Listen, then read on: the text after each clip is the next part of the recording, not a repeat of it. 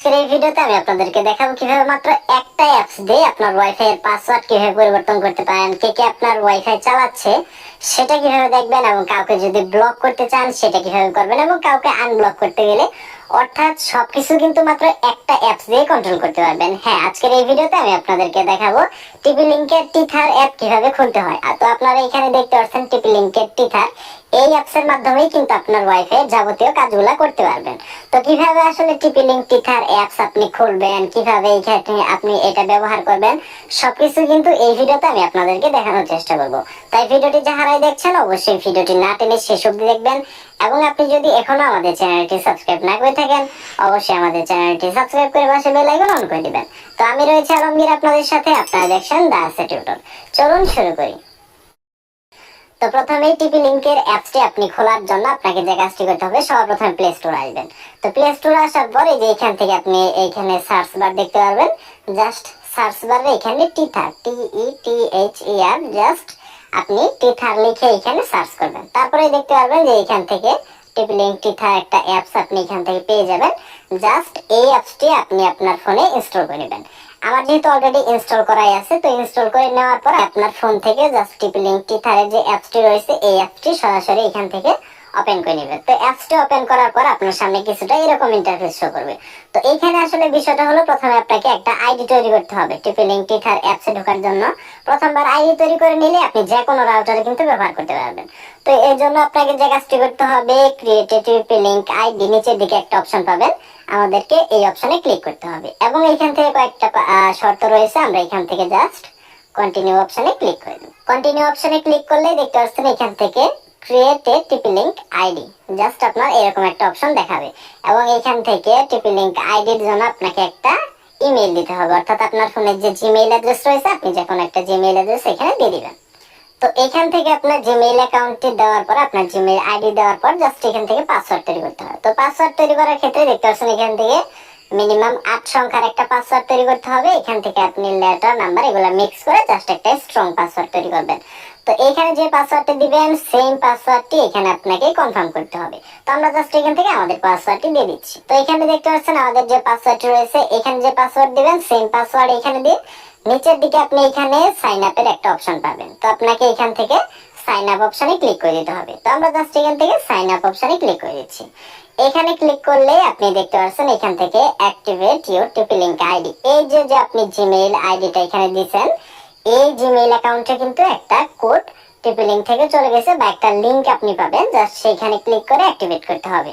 এর জন্য আমরা যে কাজটি করব, এই যে অ্যাক্টিভেট এন্ড লগইন এই অপশনে প্রথমে ক্লিক করে দেব।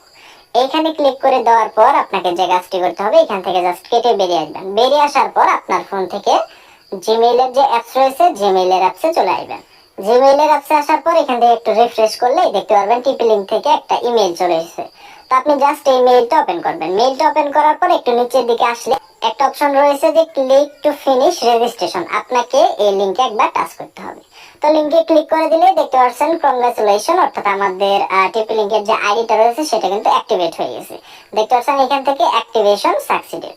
এখন আমাদেরকে যে কাজটি করতে হবে, পুনরায় ফিরে আসতে হবে টিপি লিংক টিথার যে অ্যাপটি রয়েছে এই অ্যাপসে আসার পর এখান থেকে দেখতে পাচ্ছেন আপনার এখানে আপনার জিমেইলটা দিয়ে দিতে হবে। টিপি লিংকের যে জিমেইল দিয়ে আপনি খুললেন ওই জিমেইল এবং নতুন যে পাসওয়ার্ডটি সেট করেছেন সেই পাসওয়ার্ডটি দিয়ে এখান থেকে লগইন অপশনে আপনি ক্লিক করে দিবেন। তো আমরা এখান থেকে সিম্পলি লগইন অপশনে ক্লিক করলাম। লগইনে ক্লিক করলেই সাথে সাথে দেখতে পাচ্ছেন আপনার যদি টিপি লিংকের রাউটার হয়ে থাকে সাথে সাথে এখান থেকে আপনার রাউটারটা ডিটেক্ট করে নেবে। আপনাকে রাউটারে একবার ক্লিক করতে হবে। ক্লিক করে দিলে দেখতে পাচ্ছেন এখান থেকে লগইন হওয়ার জন্য প্রস্তুত হবে এবং এখানে একটা পাসওয়ার্ড চাইবে।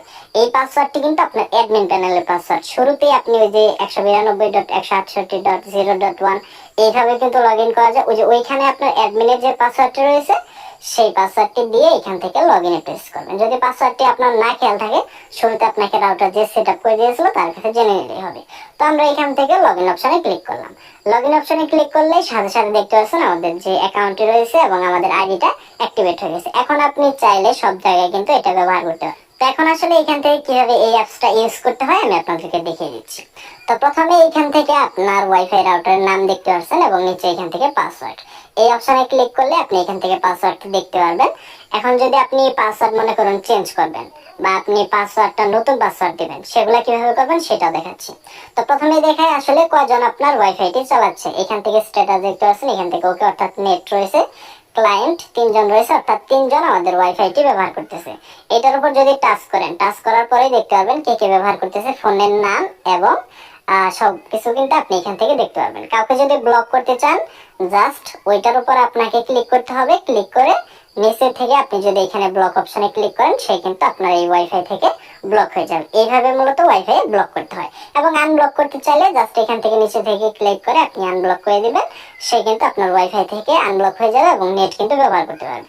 এখন কথা হলো কিভাবে ওয়াইফাই এর পাসওয়ার্ড চেঞ্জ করতে হয়। তো পাসওয়ার্ড চেঞ্জ করার জন্য আপনি যে টুলস অপশনে গেলে এখান থেকে অপশনগুলো পেয়ে যাবেন। যেমন ওয়্যারলেস অপশন রয়েছে, ওয়্যারলেস অপশনে ক্লিক করবেন।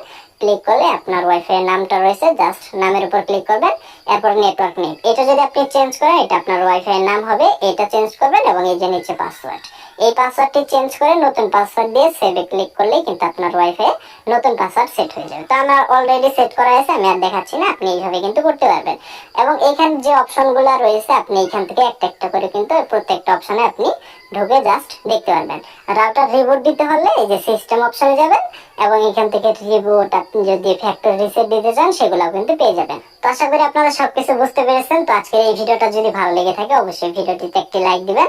আমাদের চ্যানেলে যদি এখনো সাবস্ক্রাইব না করে থাকেন অবশ্যই এই রিলেটেড আরো ভিডিও পাওয়ার জন্য চ্যানেলটি সাবস্ক্রাইব করে রাখবেন। তো আজকে এই পর্যন্তই, আল্লাহ হাফেজ।